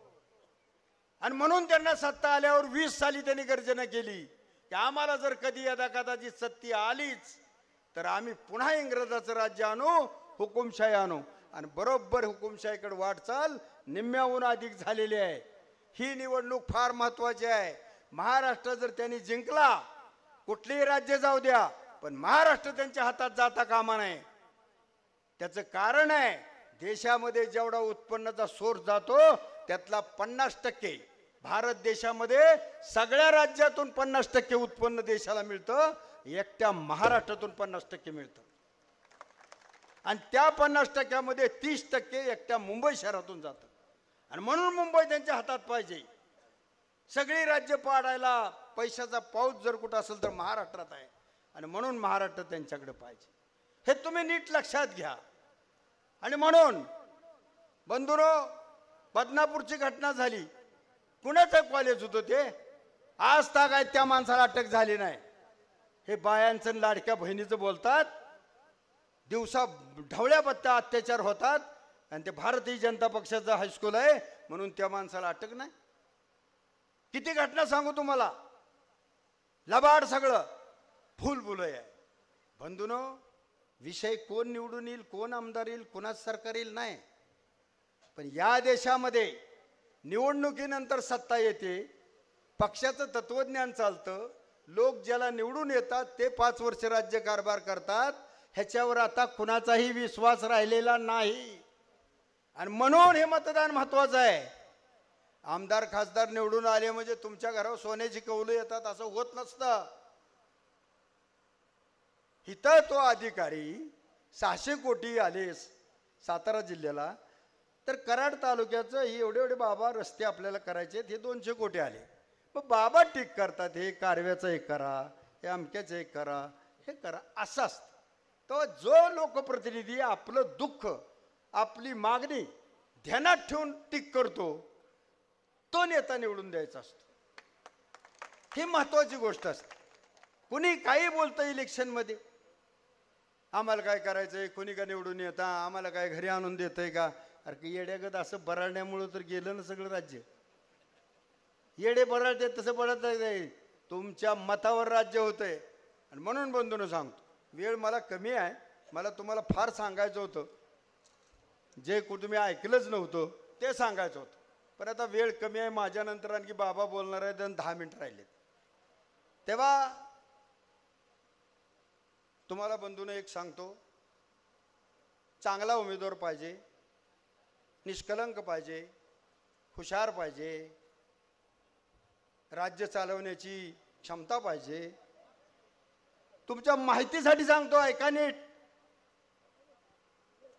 महाराष्ट्रातल्या 288 उमेदवारापैकी 1 नंबरचा उमेदवार जर कोण असेल तर ते पृथ्वीराज बाबा. हे पृथ्वीराज बाबा कोण आहेत तुम्हाला माहित नाही. मी परवा, मला वाटतं गेल्या वर्षी माझी इथं सभा झाली होती, पण मी इथं सांगितलं नव्हतं, कराडमध्ये सांगितलं होतं. मी तेवढंच सांगतो आणि थांबतो. कॉम्प्युटरचा शोध लागला. कॉम्प्युटर, आपल्या घरात कॉम्प्युटर आहे, ती अमेरिकेच्या लोकांनी शोध लावला. आणि त्या शास्त्रज्ञांनी सांगितलं की या कॉम्प्युटरमध्ये इंग्लिश शिवाय दुसरी भाषा चालू शकणार नाही. कॉम्प्युटरच्या शास्त्रज्ञांनी. या पृथ्वीराज बाबांनी 82 ते 87 फॉरेनच्या विद्यापीठामध्ये सायंटिस्ट म्हणून ऍडमिशन घेतलं. तुम्हाला कराडच्या लोकांना माहित नाही. आणि एक हार्ड डिस्क बनवली पृथ्वीराज बाबांनी कॉम्प्युटरची. आणि 87 साली कॉम्प्युटरवर इंग्लिश सोडून देवनागरी लिपी पहिल्यांदा आली. जगातल्या सगळ्या शास्त्रज्ञांनी तोंडात बोट घातलं. हे कुणी केलं? फ्रान्समध्ये बोर्ड लागले. भारतातला एक शास्त्रज्ञ पृथ्वीराज चव्हाण यांनी ही लिपी बदलली. मग मराठी आली, मग देवनागरी आली, तमिळ आल्या, सगळ्या भाषा झाल्या.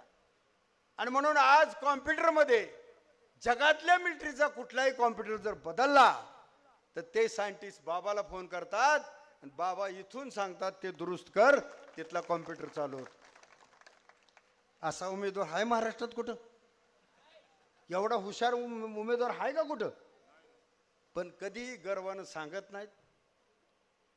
ते सांगितली स्तुती बी त्यांना पटत नाही. पण तुम्हाला एकदा माहीत व्हावं म्हणून मी सांगितलं. बाबा कोण आहेत, उमेदवार आपला कोण होईल? मी तुम्हाला सांगतो, पृथ्वीराज बाबा निवडून येणार. तुमचं अभिनंदन याच्यासाठी. पहिल्यांदा की 52 पासून महाराष्ट्रात अनेक उमेदवार प्रत्येक मतदारसंघात आले, निवडून आले, पण दक्षिण कराड असा मतदारसंघ आहे हिंदुस्थानमध्ये, एकच मतदारसंघ आहे की 52 पासून इथं फक्त 3च आमदार निवडून आले. इतकं तुम्ही टाळ्या तुम्हालाच वाजवून घ्या, कारण तुम्ही इतकं खंबीर आहे की फालतूगिरी तुमच्यापाशी चालत नाही. एकदा यशवंतराव मोहिते, त्यानंतर काका आणि त्यानंतर बाबा. आता बाबा कायम, यशवंतराव कायम, पुन्हा काका कायम आणि आता बाबा कायम. किती तुमचं कौतुक करावं एवढं थोडं आहे. आमच्याकडे एका मतदारसंघात 52 पासून 35-40 आमदार होऊन गेले, तुमच्याकडे 3. म्हणजे तुम्ही फालतू माणसाला चान्स देतच नाही आणि कामाच्या माणसाला निवडून आणल्याशिवाय थांबतच नाही, अशी तुमची खाती आहे. आणि म्हणून बंधूनो, आपण हे ते केलं पाहिजे. बाबा कोण होणार आहे? बाबा ऐका की मी सांगतो की त्याच्या पुढचं मी सांगतो. बाबा होऊन होईल कोण? बाबा निवडून जर आले तर सध्या महाविकास आघाडीकडे जर सरकार येणार आहे, हे मी विदर्भ, मराठवाडा, उत्तर महाराष्ट्रातून सगळ्या सभा घेऊन इथं आलोय. सगळीकडे वारं चांगलं आहे. सगळ्यात जास्त सीटा काँग्रेसच्या येणार आणि पृथ्वीराज बाबा मुख्यमंत्री होणार. आता मुख्यमंत्री होणाऱ्या उमेदवाराला कसं तुम्ही जपलं पाहिजे? तळातातल्या फोड्यागत धक्का तरी लागू दिला पाहिजे का? कारण नुसतं मुख्यमंत्री म्हणजे तुमचा नाही, आमचा माळशिरस, अकलूज, सांगोला, पंढरपूर, रत्नागिरी सगळ्याचा बाबा आहे आणि त्या बाबाला निवडून आणायचं तुमच्या हातात आहे. म्हणून पाया पडाय आलोय, हे नीट लक्षात ठेवा. बाबा मुख्यमंत्री तरी होतील, पक्षाचे अध्यक्ष तरी होतील, विधानसभेचे अध्यक्ष होतील, नाहीतर देशाचे उपपंतप्रधान होतील, नाहीतर पंतप्रधान कार्यालयाचे ते मंत्री होतेच. म्हणजे दादा बाबा नेहमी देशाच्या किंवा राज्याच्या तिजोरीच्या किल्ल्या चाव्यात असणारा माणूस आहे. आता ती तिजोरी उघडताना, कपाट उघडताना जेवढं खाली सांडल एवढं सुद्धा तुमच्या कराडला सरायचं नाही. मग बाबा किती मोठे आहेत तीच बघा. कराड त्या कपाटातलं काढायची गरजच नाही. कपाट उघडताना जर धडपड करताना जर पडलं खाली तर तो ढिगारा सुद्धा तुम्हाला सरायचा नाही. तुम्ही कशाला निधीन फिदीन काळजी करता? असे चांगले माणसं आहेत. आणि म्हणून बंधूंनो, आपण सगळ्यांनी विचार केला पाहिजे. उमेदवाराला 10-5 मिनटं तरी बोलायला राहिली पाहिजे, वक्त्यांनी जरा विचार केला पाहिजे. मला वाटतं मी थोडक्यात तुम्हाला सांगितलंय, पण आणखी एक गोष्ट सांगतो माझं भाषण संपवतो. वनवा पेटलाय, सगळीकडे चिंता तोर आहे. सगळे म्हणतायत, पोलीस असआहेत, सरकारी अधिकारी म्हणतायत महाविकास आघाडी आली पाहिजे. महाविकास आघाडी आली तर मुख्यमंत्री होण्यासाठी बाबा आले पाहिजे.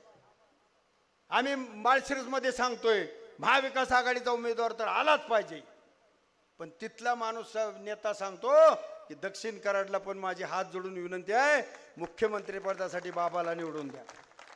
म्हणजे तुमची प्रार्थना, आम्ही तिथं 2 प्रार्थना करतो. एक म्हणजे तिथला उमेदवार निवडून येऊ दे, आणि दुसरा दक्षिण कराडच्या लोकांना चांगली बुद्धी दे आणि बाबाला भरघोस मतांनी निवडून येऊ दे, असं मराठवाड्यात म्हणते. मी काल लातूरला होतो, तिथं सुद्धा सगळे म्हणले बाबा यायला पाहिजे. आणि तिथून आम्ही तुम्हाला दंडवत घालतोय. आता तुम्हाला ऐकू येतो का नाही कोणा ठाऊ, पण माणसं तिकडली सगळी तुम्हाला नमस्कार करतात, बाबाला निवडून द्या. आणि म्हणून बंधूनो, बटेंगे तो कटेंगे, संविधानानं झालेला उपमुख्यमंत्री बोलतो, शरम वाटायला पाहिजे. असं बोलायचं नसतं. शपथ घेतली तुम्ही, मी असं बोलणार नाही. एक आहे तो शेफ आहे, उपमुख्यमंत्री, लाज वाटायला पाहिजे. अरे ज्या माणसावर फुलं टाकायला पाहिजे त्या माणसावर तुम्ही काल असलात ते बोलला. कुणाचं मूल झालं तरी ते माझंच म्हणतील, लाज वाटायला पाहिजे तुम्हाला. अरे एवढा पवित्र देव माणूस राजकारणात बघायला मिळणार नाही. कितीतरी लोक आणि कलेक्टर, शासकीय अधिकारी म्हणतात पृथ्वीराज चव्हाण हे राजकारणातील संत आहेत, असं सगळी जनता मानते. शरम वाटायला पाहिजे तुम्हाला. हे वनवा पेटलाय. एकदा काय झालं, एका जंगलाला आग लागली, भयंकर आग लागली. आता जशी लागली ना महाराष्ट्रात सगळी, वनवत पेटलाय सगळा. काय होईल आणि कसं होईल काही होणार नाही. साधं सोपं सुटसुटीत बिनखर्चाचं काम आहे. 20 तारखेला सकाळी आंघोळ करायची, बिगर आंघोळी करता जाऊ नका. आंघोळ करून जायची, लाईनमध्ये उभं राहायचं आणि काय गडबड करायची नाही. कुणी काय म्हणू द्या, तुम्हाला स्वतः नीट बघा, नीट बघा. 3 नंबरला हाताचा पंजा आहे आणि कमळापेक्षा मोठं चित्र आहे. तुम्ही काळजी करू नका, आता मोठं चित्र आहे. असं जोरात ध्यान देऊन दाबायचं, टिंग वाजलं की बाबा गोईंग. एवढं सोपं आहे. आणि म्हणून तो गोष्ट सांगतो, जंगलाला आग लागली होती. काय करायचंय, मागं टाईमचं बी झपाटा लागलाय आणि किती बोलावं हे बी कळना. आणि म्हणून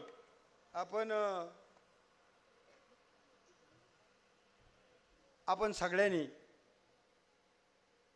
मोठं बनवा लागला. एक चिमणी पाखरू तळ्यात जायचं, चुचीत पाणी आणायचं आणि त्या जंगलावर शिपडायचं. त्या चुळीत पाणी आणायचं आणि शिपडायचं. त्या चिमणी चुचीत किती पाणी येणार आहे आणि त्यांनी काही जंगलाची आग विझणार आहे का? पण चिमणी काही थांबत नव्हती. दुपार झाली, एक कावळा म्हणला, ए चिमणे. 2 कावळे बसले होते तिथं, आपल्या गावात असते तसं डोम कावळं. त्याला एक कावळा म्हणला, ए चिमणे, तुझ्या चुचीत किती पाणी येते आणि त्याने जंगल विझणार आहे का? बस गप म्हणला. चिमणी म्हणली, कावळे दादा, माझ्या चुचीत किती पाणी येतं हे मला माहीत आहे आणि माझ्या चुचीतल्या पाण्याने आग विझणार नाही हे बी मला माहीत आहे. पण या जंगलाला आग का लागली आणि कुणी लावली याची चौकशी जेव्हा होईल तेव्हा जंगल इजवणाऱ्याची जी यादी होईल त्यात माझं नाव यावं, म्हणून माझा प्रयत्न चालला आहे. तसं बंधूंनो, निवडणुकीत काही होईल, कुठं होईल, पण राज्याचा प्रमुख होणारा माणूस दक्षिण कराडमधून निवडून जाईल एवढीच काळजी करा आणि त्याप्रमाणेच 20 तारखेला करा आणि बाबाला प्रचंड मताने विजयी करा, एवढंच सांगतो. मी फक्त आपल्याला विनंती करायला उभा राहिलेलो आहे. आत्ताच रुपनवार आप्पांनी आपल्याला राज्याच्या परिस्थितीबद्दल माहिती दिली. खरोखरच गेली 10 वर्ष भारतीय जनता पक्षाचं आणि संघाचं राज्य होतं आणि लोकसभा निवडणुकीमध्ये महाराष्ट्राच्या जनतेनं त्यांच्या 10 वर्षाच्या कामाच्या प्रगती पुस्तकावर शेरा मारला आणि तो म्हणजे नापासचा शेरा होता. कारण लोकसभा निवडणुकीमध्ये सत्तेत असलेल्या युतीला फक्त 17 जागा मिळाल्या 48 पैकी. आम्हाला 31 जागा मिळाल्या. युती फेल झाली. आता का झाली, काय झाली, अनेक कारणं आहेत. महागाई, बेरोजगारी, शेतकऱ्याच्या ही दुर्दशा झालेली आहे, संविधान धोक्यात आहे आणि भ्रष्टाचार आहे, हे सगळे मुद्दे होते. आणि तेच मुद्दे, एकही मुद्द्याची सोडवणूक झालेली नाही आणि तेच मुद्दे आता विधानसभेच्या निवडणुकीला आपल्या समोर आहेत. आणि म्हणून जे लोकसभेला झालं ते विधानसभेला होणार आहे. आणि महाविकास आघाडीचं सरकार 10 वर्षानंतर आज महाराष्ट्रात येणार आहे आणि काँग्रेस पक्षात सर्वात मोठा पक्ष होणार आहे. आप्पाने सांगितलं, त्याची मी पुनरावृत्ती करतो. आज काँग्रेस पक्षानं एक जाहीरनामा प्रकाशित केला. त्या कमिटीचं मी अध्यक्ष होतो.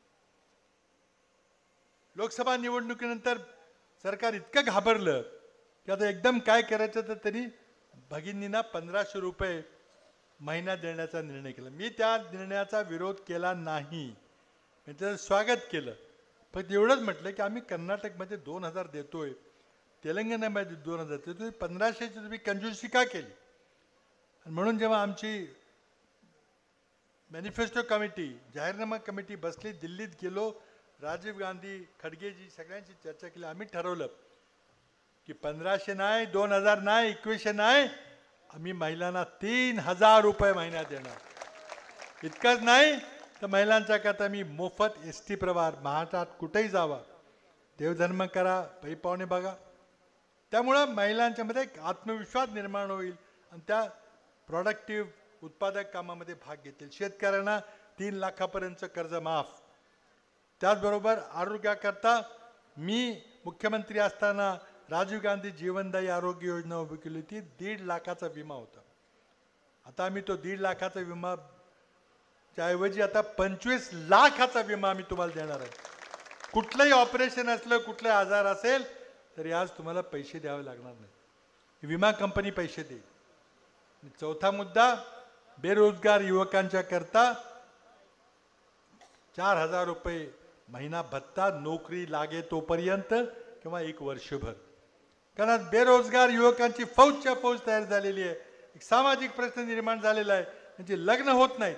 पण मोदी सरकार आणि फडणवीस सरकार आणि शिंदे सरकार बेदरकारपणे आलेले सगळे उद्योग हे गुजरातमध्ये पाठवायला लागलेले आहे. यामुळं मला खात्री आहे की आज एका बाजूला महाविकास आघाडीचं सरकार आहे आणि दुसऱ्या बाजूला काँग्रेसचं नेतृत्व सरकारचं असणार आहे.